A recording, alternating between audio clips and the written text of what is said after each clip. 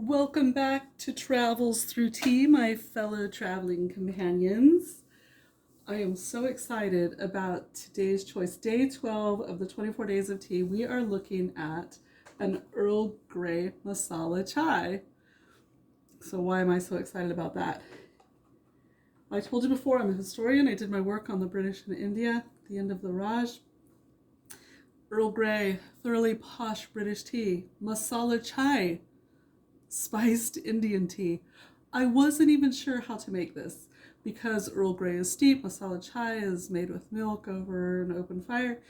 And so I decided to do it the British way. I've steeped it in a teapot. I will be adding milk because I do it Earl Grey anyway. And masala chai needs the milk. So what can I say about this?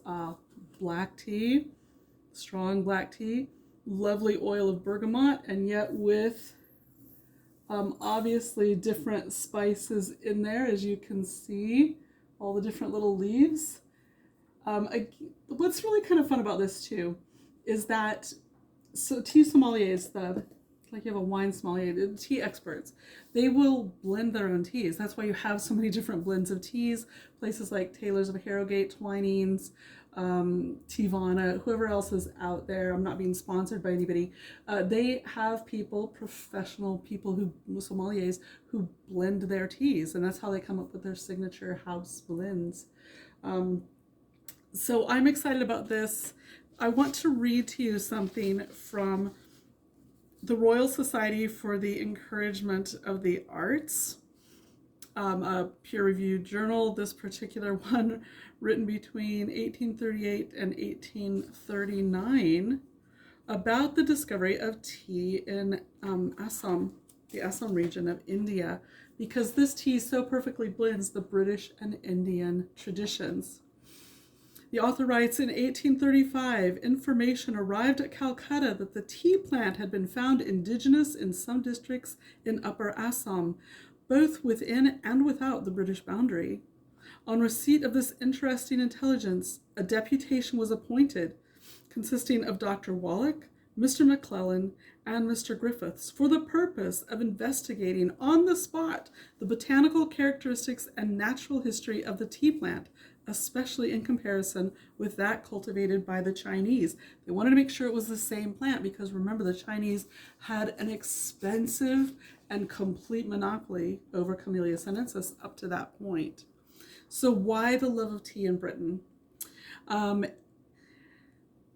Crawford and Campbell write in 1869, the discovery of tea making is still more wonderful, and the man who first eliminated the most refreshing and delicious of drinks from a harsh and bitter leaf by a complicated and very delicate process may, in whatever age or country he lived, be surely ranked among the greatest benefactors of the human race.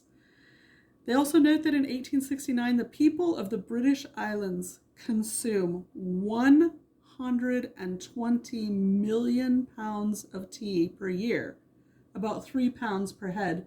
When you consider how light and delicate this leaf is, that is an astounding number.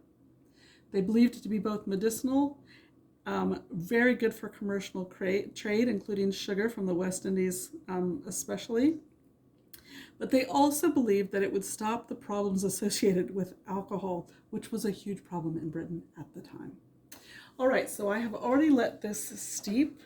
This is a great blend. Take masala chai that we've talked about in the past with its, I'm smelling it, with its amazing spicy properties, mix it with a strong black tea, which it already would have been, and then that oil of bergamot from the Earl Grey, and there you go. The British-Indian relationship and its complementary aspects. There were both competitive and complementary aspects to that relationship. Rather volatile, tempestuous love-hate. And there it is, absolutely beautiful. So let's see what it looks like, shall we?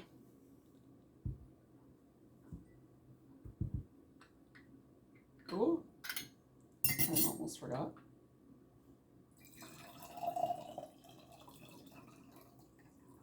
I would have expected it to be darker. Surprised that it isn't. It has been steeping for about 5 minutes. A little bit of a cardamom pot in there. So interesting to me that somebody decided to blend these two teas.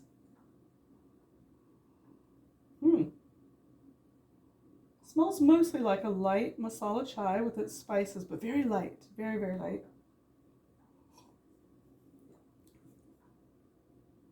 And it tastes very much like a very light masala chai. It's almost like they took all that passion and all that movement and all that beauty and depth of the masala chai, and they added those overtones of the posh British Earl Grey tea. This is one for me, as I said. It will definitely take a little bit of sugar. Just a little. It's kind of naturally sweet with the masala, and you don't want to over-sweeten that. And a little bit of milk, which I am of that tradition that adds it after, never before. Again, great debate in Britain about that. Let's see if that changes the aspects in any way.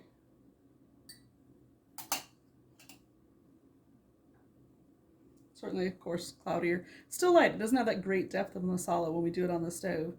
Very interesting to me. Must not be quite as spiced.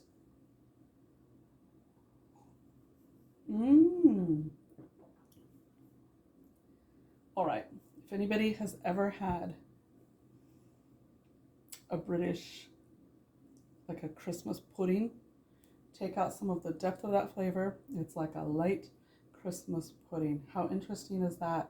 You almost get a sense of like currants and lemon peel and that sort of thing, but not at all strongly so. Very, very, very delicate. Very, very, very delicious. All right, I know that these are not standard teas to go out and get, but if you can find them, definitely recommend. Or try blending your own. Have fun with it. See what happens. Go get some masala chai. Go find yourself some Earl Grey. Put them together. Let's see what happens for you. Thanks again for joining me, and I will see you tomorrow.